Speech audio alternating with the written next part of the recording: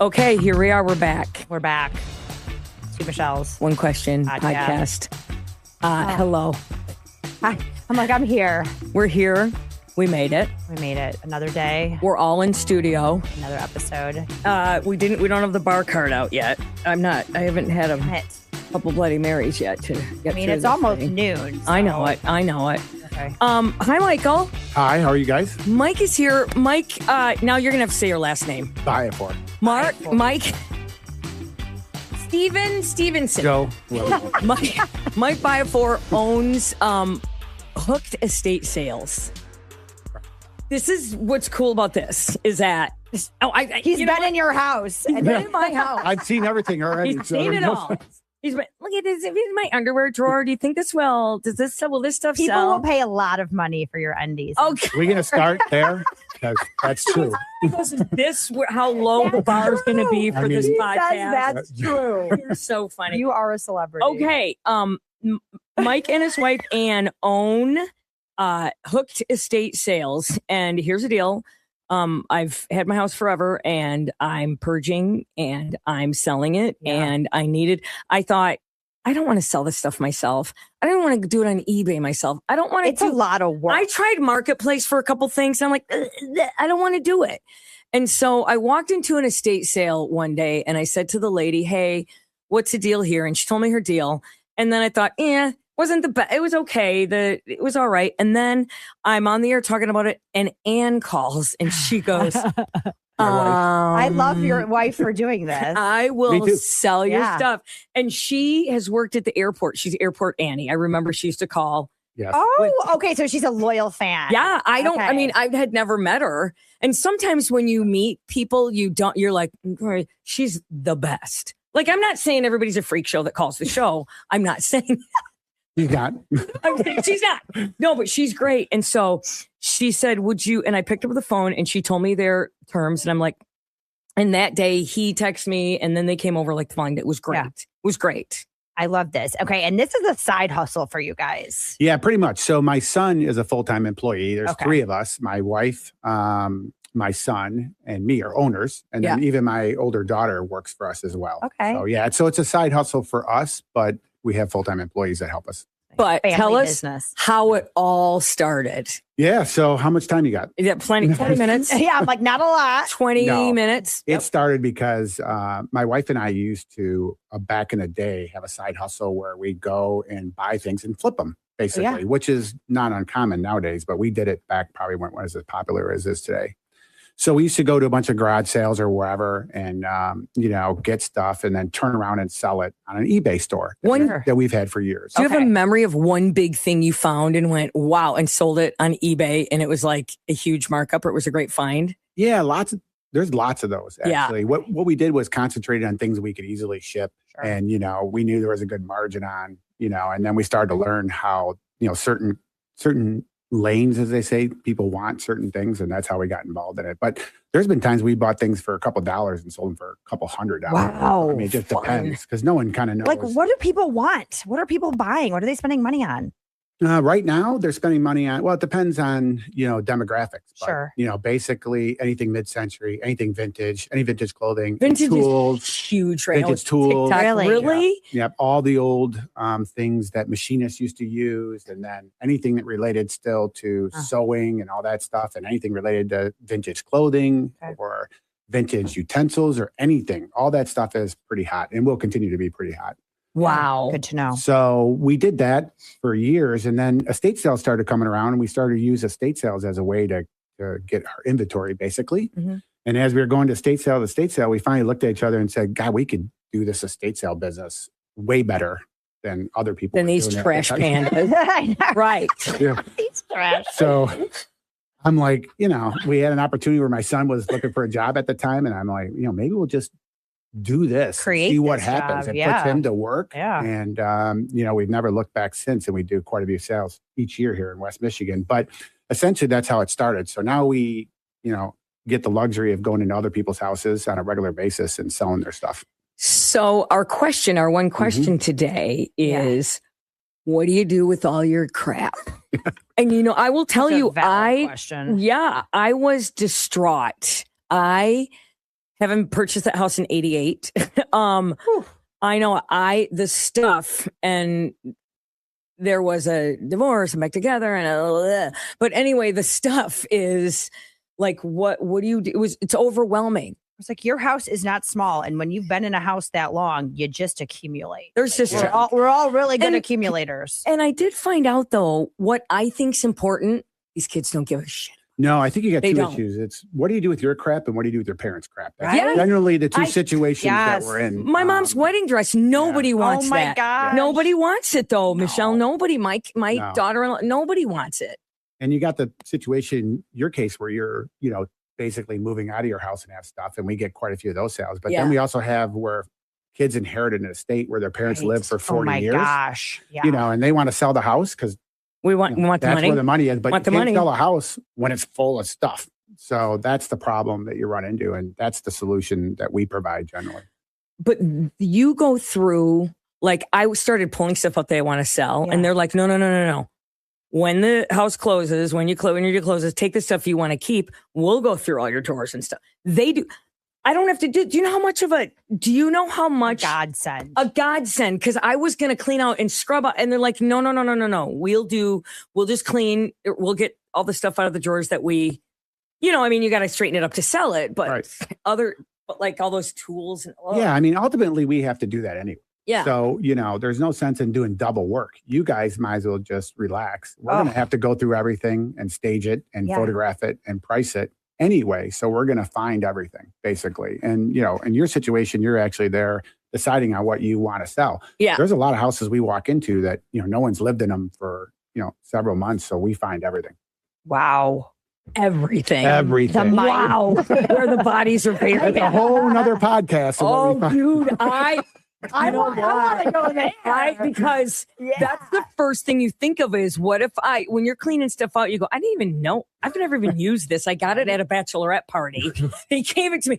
And what if I left it here? Bag And of dicks. what, Why do right, I a bag have of this? dicks. Right. What's a bag of dicks for? And if my son cleans my stuff out, how embarrassing for him. So I did. I'm sorry. I didn't keep that stuff for the state. Yeah, that's sale. okay. Yeah. Get that. Yeah. But yeah, no, gross. But it happens all the time. But I you mean, find people's intimate. you I just mean, find stuff. you find out a lot about people when you're able to go through their house. Yeah, I'm so sorry. I'm like, that's not me. That's me, and I have it on because Is that an alarm? yeah, that is. Oh my goodness. It's 11:54. Carry on, you guys. All right. An alarm for. But you yeah, you learn a find lot out about people. Yeah, Yeah. you do. Phil. You just, and that's what makes the business fascinating. I think the first part is you got to like, to do this business, to even do it, which is, you learn a lot about people and what's in their house. And it's just fascinating to go through other people's stuff. To be I honest with you. bet. I am a voyeur in every sense of the word, and I would mean, love this. Yeah. And you can take it to extremes. I mean, for as much crazy stuff as you find, you also find a heck of a lot of cool stuff, Yeah. and things that, are just tell a lot about what people did in their lives. That's Oh, basically. See, I love that. your wife. I found my old high school art that I made, which I was like, my sister's like, but kindling everything. My sister says, kindling. Your wife said, if you put these in a frame, we could sell like that. This will sell. And I'll I'm like, buy get your out. art. Oh my God. It's like, Yeah. But I mean, just you have Junk. different, you never, I think I told you that when we met was don't throw anything out because you never know what people are going to buy. And We'll you're buy always going to stupid have an stuff. opportunity at the end to do what you want with the Yeah. stuff. After 500 people look at it and they don't want it, then you can pretty much say no one wants it. are you saying that about my art? 500 people look at it and not want it? We'll see what happens. Mike, I don't know. That's Ann what he said meant. frame it, and some But, people might want it. But you'd be surprised what people buy. stupid stuff. Yeah. Yeah. Just all types of things. There's the shoppers that are looking to save money on things that everybody uses every day. And then there's people that come in looking for things that they want to resell. And then there's people looking for things because they're collectors of certain things. So you get everybody. Half used. She said half used detergent gets sold. Really? Yeah. It kills Everything me. gets sold. Kills me. Okay, so how does this work then? So you go in, you go through all the things, and then do you have kind of a garage estate sale and then sell other things online? Explain. I'm sorry. No, it's actually in, you're you're close, we do go in, but we use the whole house. So usually Okay. estate sales are the Just walk entire through. premises. Yep. Okay. Yep. And we have to go through and stage everything. I know. I'm like, Price it. you're going to let people walk through your house. They're coming through my house. Yeah. Yeah. Oh, yeah. yeah. It's such a cool house. Yeah. though. But the flip side of that is, we're comfortable with making sure that it's safe and, nothing happens to the house. Right. But that's actually, 90% of the attraction for people to go to estate sales is they get to walk through someone's house, right? That's what makes it different than a garage sale. Okay. So Start going that's to a, estate yeah, that's a sale. Oh, I whole, love estate sales. Oh, I love them. yeah, that's a whole different type of shopper, than a garage sale. This So mansion out at the lakeshore Yeah. had an estate. So I just went to see Oh. the mansion. It was Yeah. like, there was Right. nothing left by the time I went, but it was so cool. The Yeah. gardens were cool. yeah, that exactly. Yeah. And, so you'll get some of those people. You'll get all types, but the idea of an estate sale, yes, is on the premise of Money. the entire estate. Okay. And then we stage everything, price it, photograph everything, advertise the sale, and then typically have like a 3-day sale. Okay. So it's turnkey for whoever has the You stuff. They don't have to do photographed anything. everything? Every single piece. What? Wow. Why? Because in the advertising process, people want to see exactly what's at the sale. And to be honest with you, I never know what people want. So if I can get them there because they want one item, then I can sell them all kinds of other stuff. So what if it's 1,000? I mean, what about like a Uh-huh. hammer? Yeah, typical sales have 400 to 500 pictures. Yeah, easily. Okay. Wow. Is there an average, net? that- Yeah. What do you guys make? I mean, what do we make or what do we Well, sell? overall, yeah. Sales typically do like an average estate sales $15,000 to $20,000 worth of stuff. Holy cow. Yeah, and we've done them well over 100,000. Can we all the tell way your down. percentage? Can we tell what your Sure, yeah, the we charge percentage? 40% for the 60, services. 60-40. I mean, 60-40. Yeah. Fine with me, absolutely. guys. I don't I'm sorry. care. Yeah, I wouldn't want to They- have to deal with No, for 60% of the, I was like thrilled. Sure. Are you kidding me? That's great. Yeah. Okay, I thought it was 60 and I got the 40, but don't right It away can with be. I mean, Mike, you make a deal. Yeah. yeah, but I thought it worth it for them to come in and do all this, and then they advertise it, then they run it, and then do all the work. I know. Yeah, it's pretty turnkey, and I think the biggest advantage to that is for most people is exactly the convenience. Sure. And then the alternative is, what else are you going to do? I mean, you're going to run around and donate all the stuff, pack it up yourself. Or you're going to try to sell it on one of your platforms. Yeah. I mean, you look at the time and effort into that. I mean, Right. I've tried to sell things on platforms. It is not my cup of tea. No. I am not good at it. I don't want to do it. Like, no. But like, I will say, because I want to talk about other ways people can get rid of their stuff, Yeah. because that was our question. But I had a garage sale 2 years ago, and I was dreading it, and I didn't want to do it. But man, it brought me so much joy You liked day it. of. I loved it because I was like, I don't want this stuff, but to see people be so excited for my crap, I was like, and pay me for it. I was like, yes, okay. That's the thing. Plus, You got want to meet a bunch of people. You're like you get emotionally sometimes, and it's like I want my stuff to go to a good home. Exactly. And somebody's like, oh my gosh, so excited for this thing. And I'm like, oh, Did you make some money on that? I made some money. I mean, not a ton of money, But but I mean, enough. Were Like, there 3 zeros or 2 zeros? just 2 zeros. High 2 zeros. Yeah, Now you know why we're in Right. the estate sale business. That excitement is the way we operate. Only it's the whole house, not just your garage. Right. So, but that's the same thing. So many people come in and talk about, the things they got at our sales or, something they really needed. So there's that part. We have a lot of repeat customers. So, Do owners ever come to their estate sales? You don't want them to. I wouldn't want them to. you haven't looked at the contract yet because I haven't sent you, but you cannot come to your own estate You sale. shouldn't. No, you shouldn't.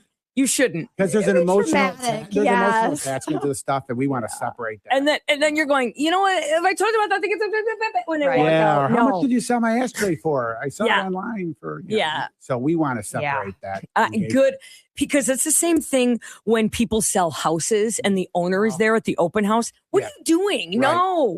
No, I agree. Makes everyone I agree. uncomfortable. I don't want to be there. No, and like I said, we're working on commission. So it's in our best interest to get as most money as we can, for the Yeah. item. So as long as that is true and transparent, then we're going to operate on your behalf just as well as our behalf. We're not Yeah. gonna just, price stuff just to get rid of it. Man. So how else? I mean, you mentioned the eBay thing Yeah. because that is, everybody's trying to do that, but everybody's doing know. Facebook Marketplace. How does that work? I mean, do they take a percentage? How does that work to get rid of stuff? So yeah, so we can talk about both of those. I mean, if you're looking at stuff to Yeah. get rid of, I think the first thing is just have the mindset that everything has a value to it. Somebody's willing to pay something for it. Yeah. So, if you do have the time you know, and you want to make revenue off of stuff you have that you're not using anymore, then there's a couple good platforms. Obviously, eBay is one of them.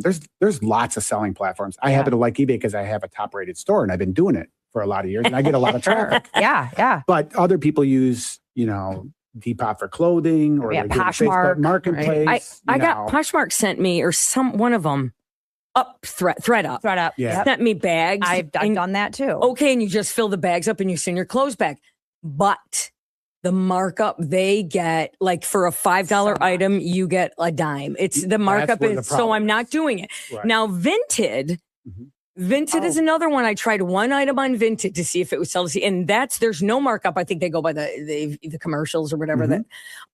But they pay shipping, but you're still shipping. You still have to send stuff out. I don't want to do any. I don't want to ship stuff. Yeah. I don't want to. And that's do why that. that's why estate sales become so popular. I mean, but if you're down to just things that you're looking to get rid of yourself and you're not in a position to do an estate sale, there's lots of platforms. I mean, the toughest thing with Facebook is just the meetup part. You know, most people don't want to drive around and meet someone and don't want them coming to their house. No. So that's where, you know, that gets difficult for some people. But and the bots, the fake crap that you hear. Yeah, scams and stuff like that. Right. But we do use those platforms to help our customers sometimes. But I also, just through the network of customers that come to our sales, after a sale's done, I may reach out to them and say, hey, here's things I have left over that no one bought. And I usually get things sold that way. Wow.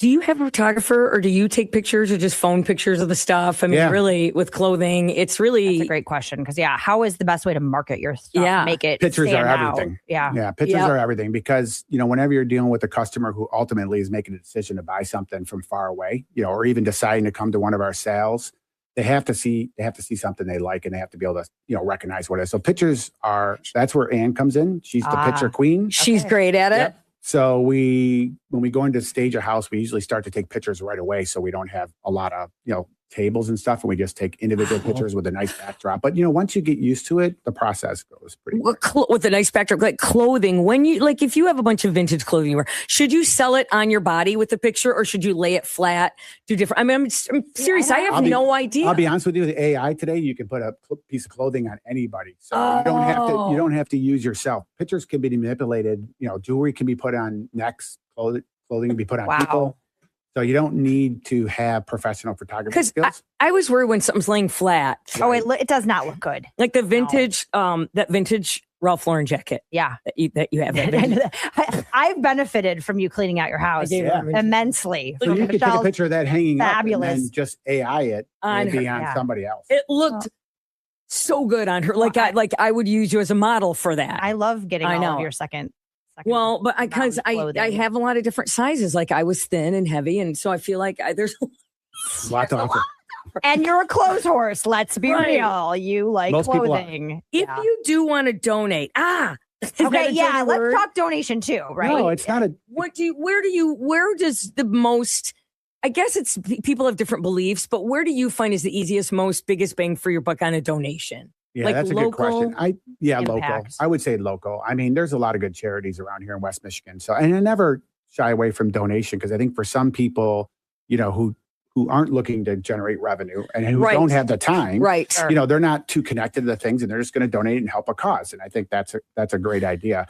We generally work with, you know, customers that are not in that situation, or they want the money, or the donation places don't take everything every month. No, that's true. They don't. They're picky about. They rarely take furniture. So you're limited if you have a whole house full of stuff. You're limited about what you can donate. Many don't take pots and pans either anymore. Really? I know it. Like your Goodwills, your Salvation Armies, those guys do, but a lot of local places will be like, we don't, you know, because of COVID, I think. Yeah, but that's what turned that whole industry around. I was about to throw something into one of the donation places, and I had a bunch of brand new socks, a bunch of them. And I thought, I ended up, there was a women's place that needs a shelter they don't have socks. And I thought, that was a good idea. So if you look at something like that, that's a good way. Absolutely. Yeah, we recommend a lot of our clients, if they want you to donate those type of items, you know, the wearable. Yeah, you're not selling the sock. Yeah. I mean, we would try, but I mean, generally, and then, you know, like I always say, there's there's time at the end to donate as well, which is when things haven't been purchased, then that's the time to finish off the process and donate whatever's left. What about throwaway? Like, I want to throw some stuff away that seems dumpsters get broken. Right. What do you? He's like, don't throw it away. Don't throw it away. You're making me nervous. I should let you judge. Right. A professional should judge whether I should throw something or it's right. Yes. And, I think people generally, they gauge their own items based on what they would do. And that's not the right way. The right way is the other way, which is what would other people do? And that's where it's wide open, because what you might think is, junk is what someone else might think is, one person. I'm getting something at a great price. Right? Like I'm missing some poles on a tent. So what? Right? No, I'm seriously honestly, do I throw that away? Well, you're talking to the wrong guy, because I don't throw anything out. And I always look at stuff from an estate sale point of, okay, if I have to go out and replace those things and find them somewhere, someone's going to come along and see them in a picture and go, I need tent poles. Right. Oh. See, or I need a tent. I have leftover tent poles. Wow.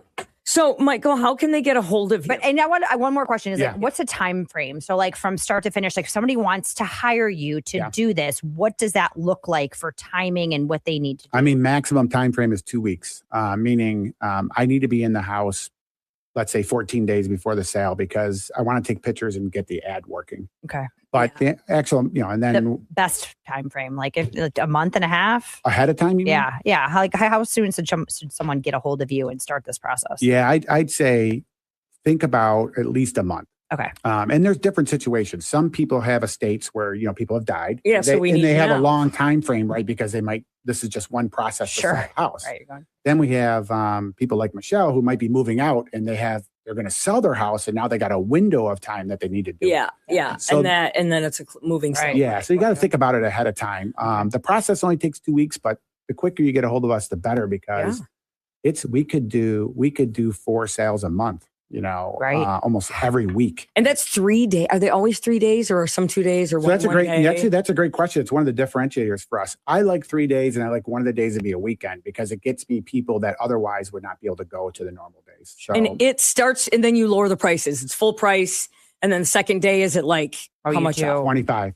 Oh, okay. 25% off. Third day is 50. Third day is 50, except for firm items like like a table or a chair, things you don't want to discount. But and the reason, I love it. I know. Yeah, the reason why that is, off. I know you have your half off shoppers. That's me. And if people want to come to these estate sales, they can't sit out in front anymore and camp out in front of your house. They did.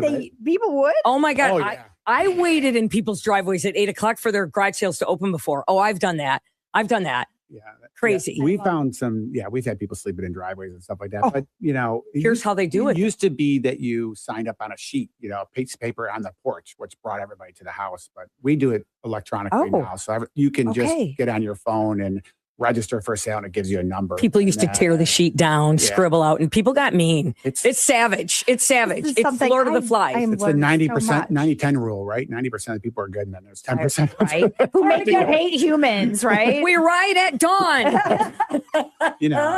We get there at 7 o'clock in the morning, and there's 20 people camped out at people's houses. So we prefer not to do that with our customers. So we've used a little bit of technology to make that process a little better. Very cool. Well, thanks. I know. It's so thanks, interesting. Mike. Isn't it cool? Yeah, I totally appreciate it. Yeah, and if people want to get a hold of you, Mike, what do they need to do? Yeah, they can go to our website at hookedestatesales.com, and our phone number's on there. There's also a spot for a free consultation, so they can just sign up there, and we'll come out and take a look. Wow. And I say this to everybody, whether we do business with you or not, we'll point you in the right direction. We'll tell you what your stuff is worth, and if it's something you want to do, great. If you want to pursue, another avenue to get rid of stuff yourself, that's fine as well. We'll do whatever we can to help. I love it. Thanks. I know. All right. That's great. Make sure to comment, like, subscribe. If you got to get rid of your crap, he's the man to call. Yeah, he is. Yeah, him and Ann. And if you have a question, let us know. Please. And listen, we have a lot of people who want to come on the podcast. I have a rule. You have to listen to the podcast to come on the podcast. You have to know who we are, bitches. Bitches. Yeah. Okay, we'll see ya. We'll talk to you next week. All right. Hopefully, knock on wood. Thanks, Mike. Thank you. Appreciate the opportunity.